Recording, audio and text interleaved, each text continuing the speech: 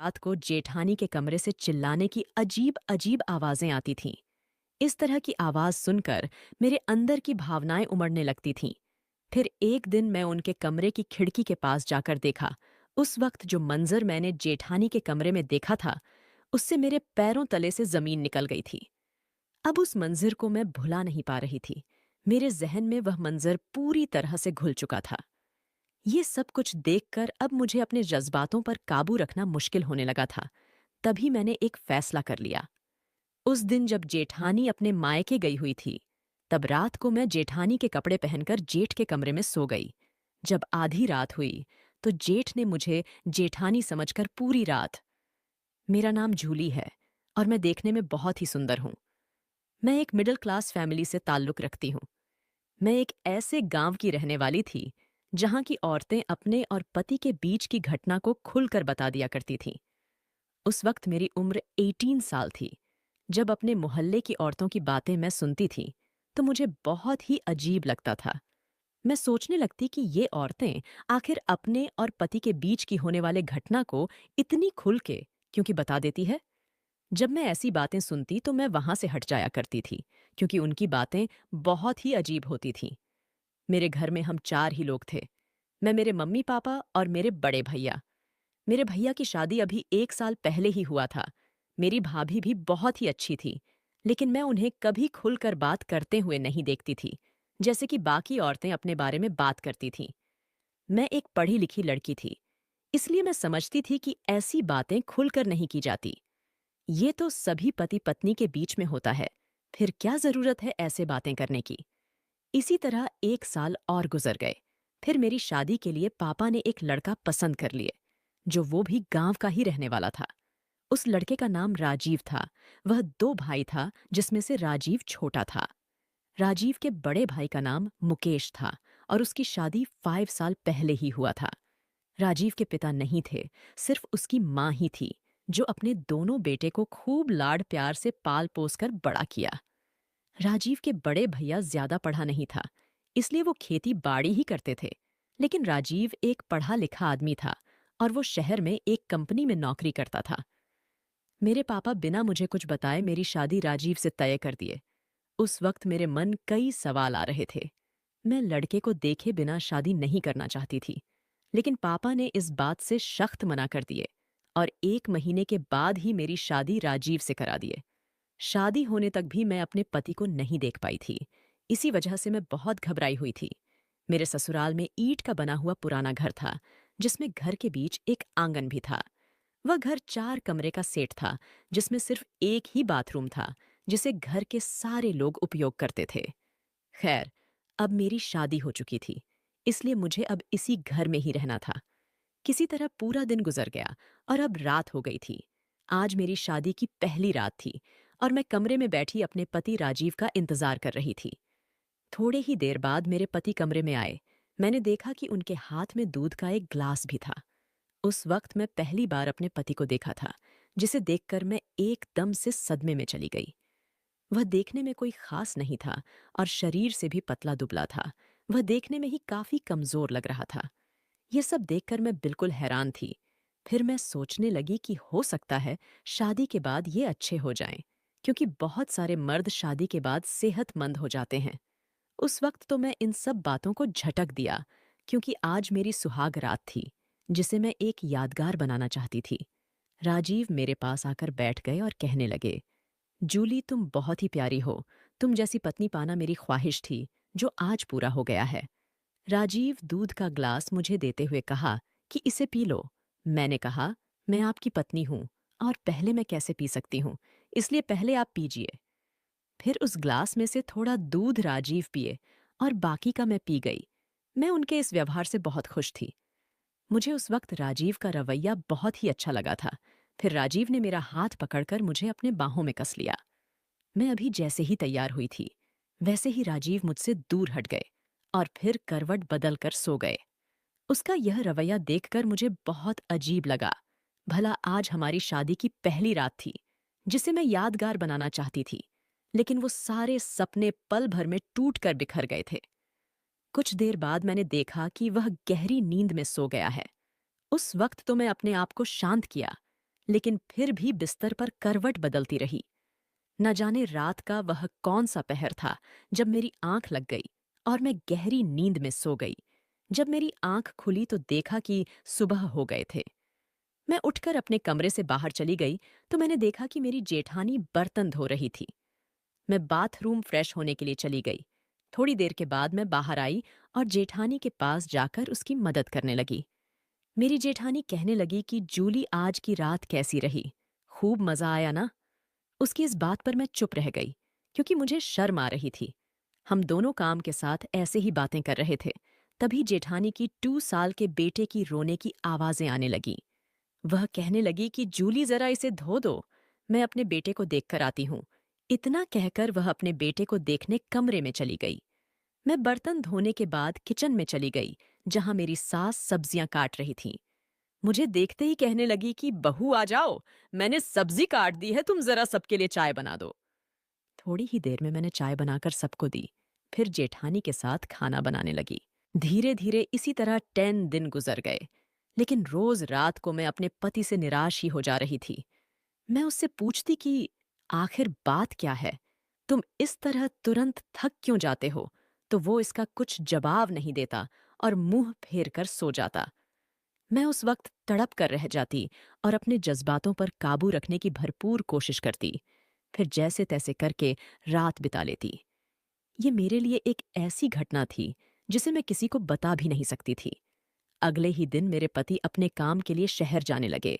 लेकिन मैं भी उसे रोकना नहीं चाहती थी, क्योंकि हर औरत अपने पति के पास कुछ उम्मीद लगाकर आती है। उसका प्यार पाने आती है, जिससे उसका संसार चल सके। लेकिन मेरे पति से कुछ भी नहीं हो पा रहा था। जैसे वो देखने में दुबला पतला था, वैसे ही उसके अंदर कुछ करने की ताकत ही नहीं थी। औरत को सिर्फ रुपए पैसे या खाना पीना नहीं चाहिए, उसे अपने पति से कुछ और भी चाहिए होती है। वो उम्मीद लगाकर आती है कि अपने के साथ बहुत खुश रहेगी और उसका घर अच्छे से संभाल लेगी। जब औरत घर संभाल लेती है और अगर उसे अपने पति से वह खुशी नहीं मिलती है जो उसे अपने पति से चाहिए, तो फिर वह औरत अंदर से टूटकर बिखर जाती है। राजीव अगले ही पल अपने काम के लिए शहर चला गया और मैं यूं ही उसे देखती रह गई। मुझे कुछ समझ में नहीं आ रहा था कि मेरी जिंदगी में क्या हो रहा था। मैंने कितने सपने देखे थे, लेकिन वह सपने टूट कर बिखर गए थे। किसी तरह अकेले ही अपने ससुराल में 5 महीने गुजार दिए। इस दौरान मेरे पति केवल 10 दिन के लिए घर आया था। वह 10 भी मुझे उसी बेबसी के साथ रहना पड़ा। मैं अपने अंदर के जज्बातों को शांत करती रही। फिर वो वापस शहर चला गया। वह मुझसे पूरी तरह से नजर भी नहीं मिला पा रहा था, क्योंकि उसे अपने ऊपर शर्मिंदगी महसूस हो रही थी। एक दिन मैंने अपने सास से कहा कि मैं अपने मायके जाना चाहती हूँ। सास ने मुझे मायके जाने के लिए इजाजत दे दी। अगले ही दिन मैं अपनी जेठ के साथ मायके आ गई। जेठ मुझे वहां छोड़ने के 2 घंटे बाद ही अपने घर वापस चले गए। मेरी माँ और भाभी पूछने लगी कि तुम्हारा ससुराल कैसा है, तुम्हें वहां मन लगता है कि नहीं। लेकिन मैं किस मुंह से कहती कि ससुराल ठीक है, पर जिसे ठीक रहना चाहिए वही ठीक नहीं है। यह बात किसी के बताने लायक नहीं थी, क्योंकि जिसे भी मैं ये बात बताती वह मेरा मजाक ही बनाता। मायके आने के बाद मैं भी उन औरतों के साथ बैठने लगी थी जो अपने पति की आपसी में हुई घटना को बताती रहती थी। मैं सिर्फ उनके बातों को ध्यान से सुनती, लेकिन मैं कुछ ना कह पाती, क्योंकि मेरे पास कुछ कहने को था ही नहीं। वे औरतें जिस अंदाज में उस घटना को बताती, उससे मेरे तन बदन में एक अजीब सी सिहरन पैदा हो जाती थी। मैं भी यह सोचने लगती कि काश मेरा पति भी मुझसे इस कदर प्यार करता। लेकिन वो तो 2 मिनट में ही थक जाता है। अब मैं पूरी तरह से जवान हो चुकी थी और मुझे अब उन औरतों की बातें मेरे जहन में घूमने लगी थीं। धीरे धीरे मुझे उन सब की बातों में दिलचस्पी बढ़ने लगी थी। मैं भी अपने पति के साथ जी भर के प्यार करना चाहती थी, लेकिन मन महसूस करके रह जाती थी। मायके में रहते हुए 1 महीना गुजर गया था और अब उन सारे औरतें की बातें मेरे जहन में पूरी तरह उतर चुकी थीं। एक दिन अचानक मेरे जेठ मुझे अपने घर ले जाने के लिए आ गए। तभी माँ और पापा खुशी खुशी मुझे उनके साथ विदा कर दिया। फिर से मैं अपने ससुराल आ गई थी, लेकिन मेरे पति अभी तक शहर में ही था। मैं उसी उदासी के साथ फिर से उस घर में रहने लगी थी। गर्मी का महीना चल रहा था और इतनी गर्मी में भी जेठ अपने पत्नी के साथ कमरे में ही सोते थे। एक दिन रात के करीब 1 बजे मैं बाथरूम जाने के लिए उठी।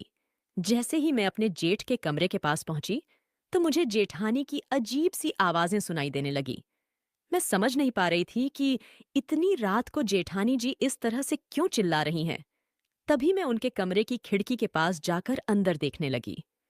उस वक्त कमरे में हल्की रोशनी वाली बल्ब जल रही थी और पंखा भी रेंग रहा था। गर्मी के कारण खिड़की खोल दिए थे। उस वक्त कमरे का जो मंजर मैंने देखा, उससे मेरे अंदर जज्बातों की एक लहर दौड़ने लगी थी। मुझे लगने लगा था कि काश मुझे भी मेरे पति से ऐसा सुख मिल पाता।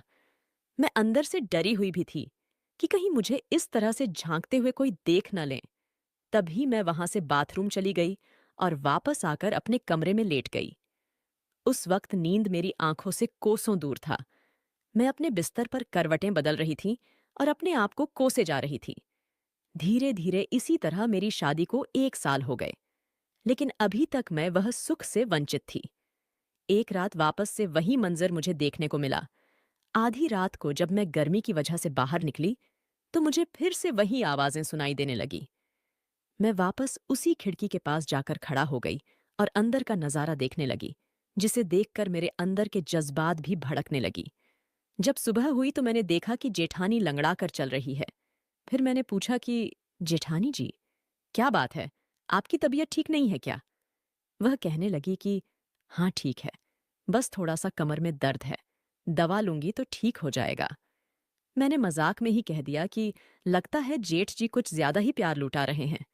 तभी मेरी जेठानी शर्मा गई और कहने लगी, तुम्हारे जेठ जी पूरा दिन खेत में काम करते हैं, फिर भी वह रात को मुझे नहीं छोड़ते। मैं उनको कहती भी हूं कि इतना काम करने के बाद आप थके होते हैं, फिर हर दिन क्या जरूरत है ये सब करने की। लेकिन वो कहते हैं कि मुझे तुमसे प्यार किए बिना रहा नहीं जाता है, तो मैं क्या करूं।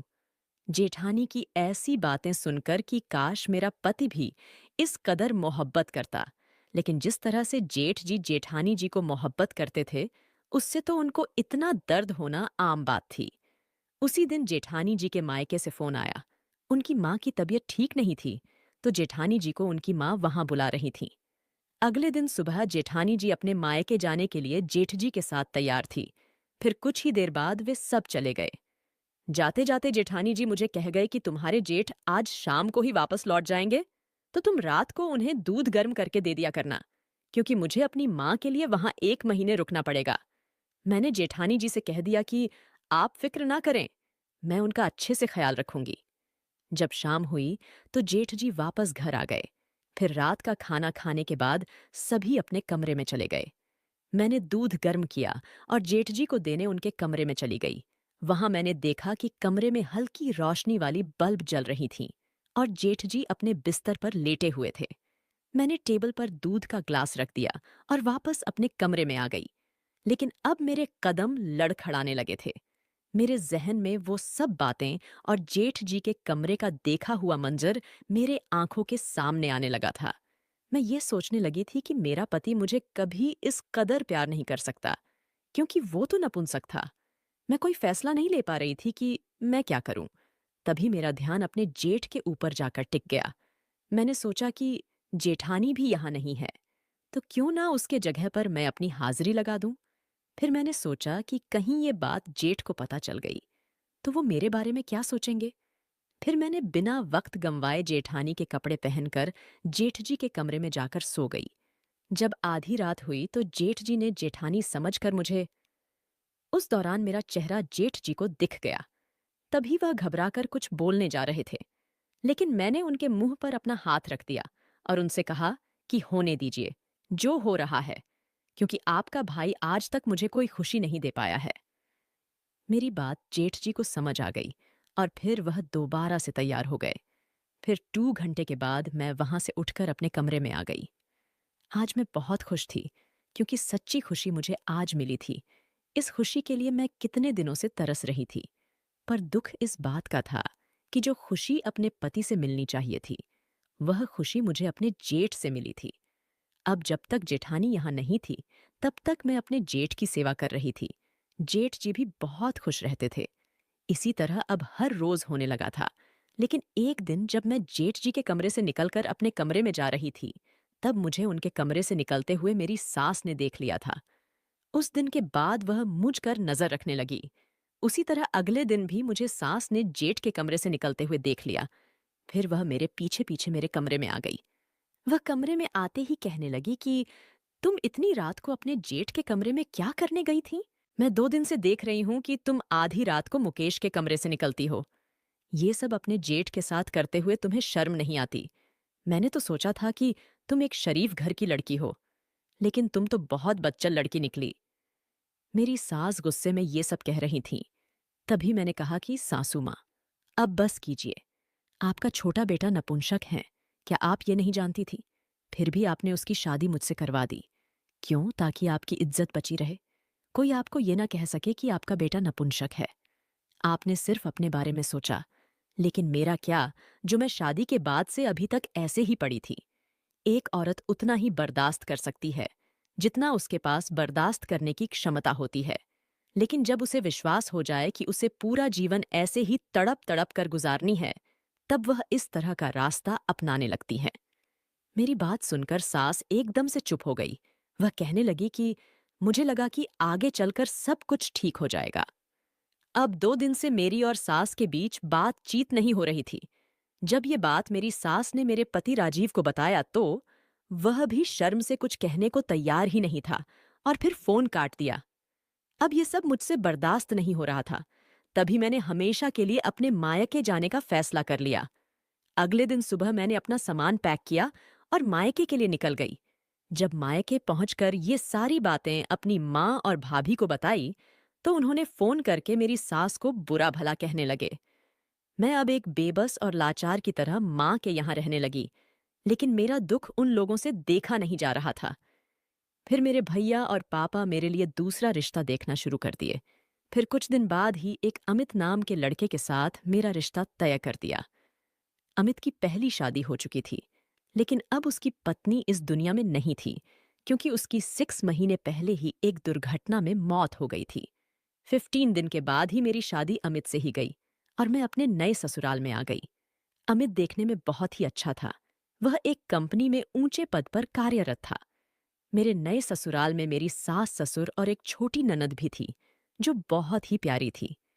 मेरे पति अमित अपने माता पिता के इकलौते बेटे थे। वह मुझसे बहुत ही प्यार करते थे और मुझे वो सब खुशी देते थे जो एक औरत को अपने पति से चाहिए। मैं भी अपने पति अमित से बेहद प्यार करने लगी थी। फिर धीरे धीरे करके सारी पुरानी घटना को भुलाकर एक नए जीवन को जीने में मग्न हो गई, क्योंकि अब मुझे गलत रास्ते पर चलने की जरूरत ही नहीं थी। मुझे वो सारी खुशियां मिल रही थीं। इसलिए मैं अपनी जिंदगी को अच्छी तरह से बिना किसी छल कपट के जीने लगी थी। दोस्तों, हर किसी के अपने अपने सपने होते हैं, लेकिन जब वो पूरा नहीं हो पाता है तो वह मजबूरन गलत राह पर चल पड़ता है।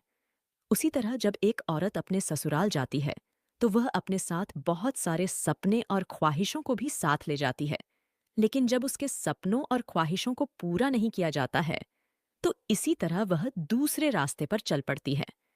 ये बात तो बहुत कड़वी है, लेकिन बिल्कुल सच भी है, क्योंकि बिना वजह कोई भी औरत या मर्द गलत राह पर नहीं चलते हैं। दोस्तों, अगर हमारी कहानी आपको अच्छा लगा तो चैनल को सब्सक्राइब कर दे और लाइक भी कर दे।